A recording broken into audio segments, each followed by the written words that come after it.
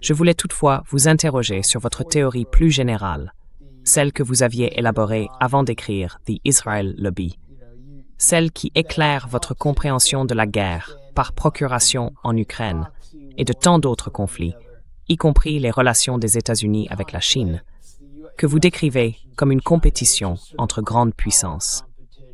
Vous soutenez que les relations entre États puissants définissent les relations internationales.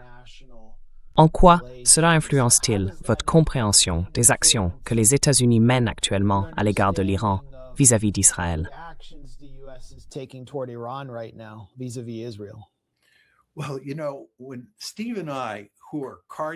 Eh bien, vous savez, lorsque Steve et moi, qui sommes des réalistes patentés, avons écrit l'article The Israel Lobby, puis le livre, plusieurs de nos collègues dans le domaine nous ont dit « Vous vous rendez compte que la thèse de votre livre sur le lobby israélien contredit votre théorie réaliste ?» Et ils s'attendaient à ce que nous répondions « Non, pas du tout. » Mais nous avons dit « Oui, cela contredit absolument notre théorie. » Notre théorie veut que les États-Unis se comportent de manière stratégiquement intelligente sur la scène mondiale et que les relations entre grandes puissances soient ce qui compte le plus. Il n'y a aucune raison pour que les États-Unis laissent une puissance mineure comme Israël les empêcher d'agir de façon stratégique.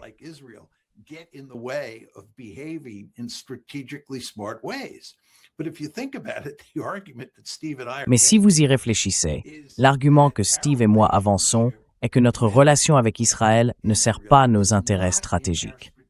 Souvenez-vous, j'ai dit plus tôt qu'Israël est un boulet autour de notre cou. Cela contredit la thèse fondamentale de mon livre et plus généralement de mes écrits sur la politique des grandes puissances, ainsi que ceux de Steve. Mais cela montre simplement à quel point le lobby est extraordinairement puissant. Je veux dire, Max et Aaron, pensez au fait que les États-Unis reconnaissent que s'ils ont un concurrent de même niveau dans le système international dont ils doivent se préoccuper, c'est la Chine, n'est-ce pas? Et c'est pourquoi Hillary Clinton a annoncé en 2011 que nous allions nous réorienter vers l'Asie. La Chine est considérée comme la menace la plus importante pour les États-Unis au sein de la communauté de la sécurité nationale.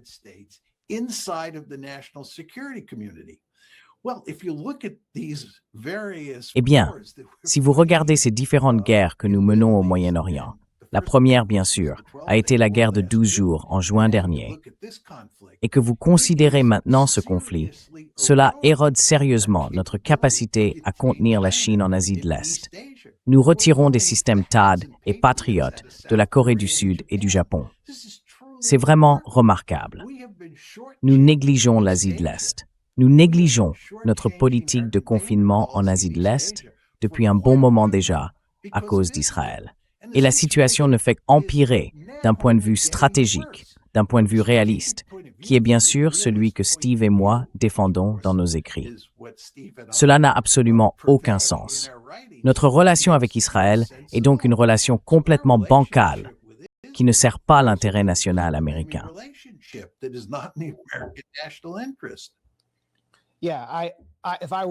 Oui, si j'étais un impérialiste adoptant une perspective réaliste, je serais furieux en ce moment à cause de ce que font les États-Unis, car on dirait qu'ils sont sur le point de perdre leur position dans le Golfe Persique et toutes leurs bases avancées qui encerclent l'Iran. Oui.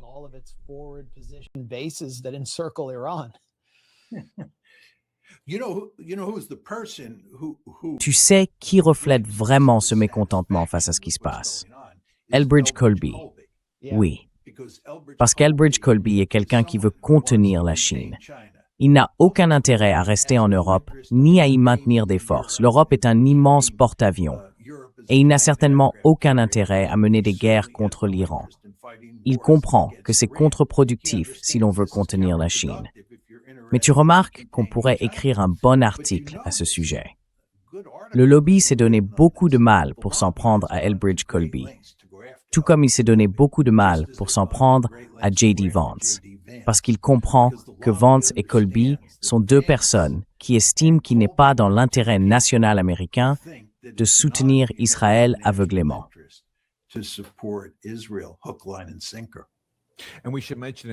Et il faut mentionner à ce propos que lorsque Tulsi Gabbard a tenté de faire venir le lieutenant-colonel Daniel Davis, que tu connais John comme son principal conseiller, le lobby a essentiellement bloqué sa candidature. Oh oui, je pense que le meilleur exemple de cela, en revenant à l'époque où nous avons écrit le livre, c'est Chas Freeman. Ouais, Je veux dire, Barack Obama allait nommer Chas Freeman, je crois, à la tête du Conseil national du renseignement, si ma mémoire est bonne. Et ils ont déployé des efforts considérables pour empêcher cela.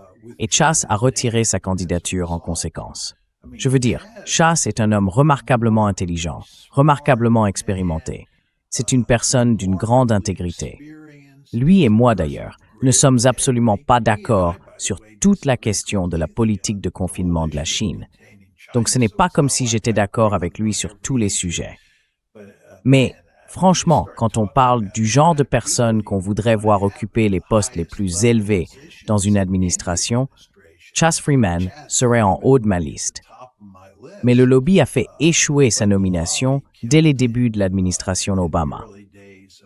Et vous savez, ils font ce genre de choses tout le temps.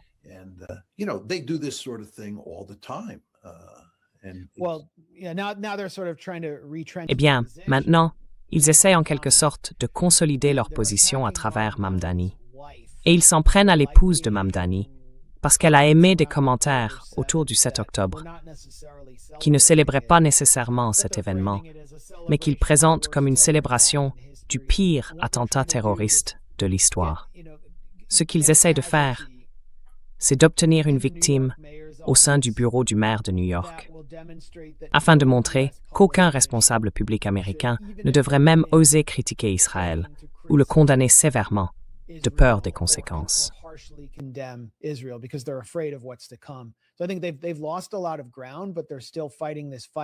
Je pense qu'ils ont perdu beaucoup de terrain, mais ils continuent de mener ce combat pour éliminer toute personne associée à un responsable public qui s'approche, même de loin, de la position de notre public. Et ils essayent d'en faire un exemple. Cela semble sans fin. Ils n'accepteront jamais, au grand jamais, la défaite.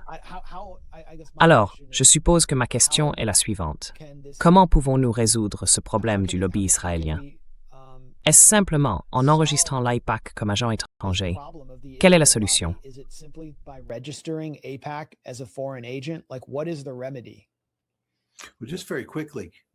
Eh bien, très rapidement, les deux mots que j'utiliserai pour décrire le lobby, qui, je pense, correspondent bien à ce que tu viens de dire, Max, sont implacables et impitoyables.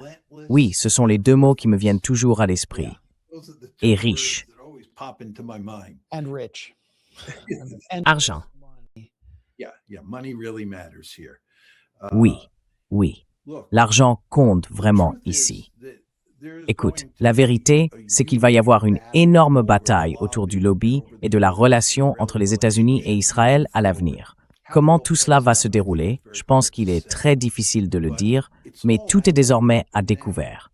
Et ce qui se passe dans la guerre en Iran, telle que nous l'avons décrite, est reconnu par toutes sortes de gens.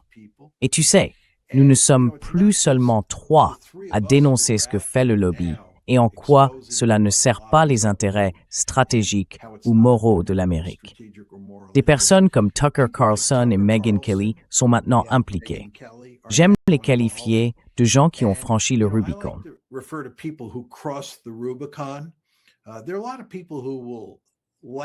Il y a beaucoup de gens qui critiquent légèrement le lobby ou Israël, mais qui ne font guère plus que tremper un orteil dans l'eau. Puis il y a en réalité un groupe assez important de personnes qui ont désormais franchi le Rubicon. Cela inclut presque tout le monde qui participe chaque semaine à l'émission Judging, et bien sûr, nous 3, plus beaucoup d'autres. Mais cela inclut aussi des personnes comme Tucker Carlson et Megyn Kelly. Je pense qu'une fois qu'on a franchi le Rubicon, on ne peut plus revenir en arrière. Par exemple, nous avons tous franchi le Rubicon. Nous sommes engagés sur cette question. Et je pense que de plus en plus de gens franchiront le Rubicon. Ce sera intéressant de voir ce qui arrivera avec des personnes comme Joe Rogan au fil du temps.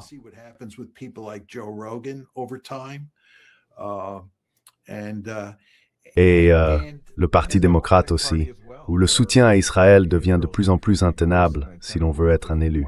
Oui, je veux dire, regardez Gavin Newsom.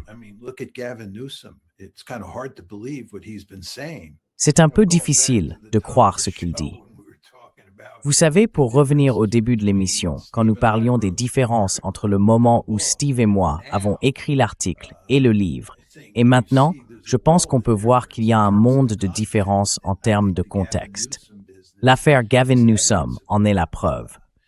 Je pense que ce combat va se dérouler sur la durée, et il est très difficile de dire comment cela va évoluer. Je noterai que si la guerre en Iran tourne mal, ce sera une très mauvaise nouvelle pour le lobby.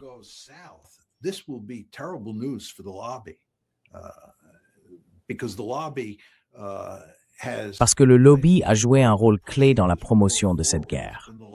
Ce sont le lobby et le Premier ministre Netanyahou, comme nous l'avons déjà dit, qui ont été les deux principales forces à l'origine de cette guerre et qui ont convaincu Trump de la mener. Et si cela tourne au fiasco, ce sera un énorme problème pour le lobby. Je ne sais pas comment les choses vont évoluer, mais je pense qu'il est impératif que nous tous, et d'autres qui l'ont franchi le Rubicon, continuions à nous concentrer sur cette question, à y prêter une attention particulière et à dire au peuple américain aussi fort et clairement que possible ce qui se passe.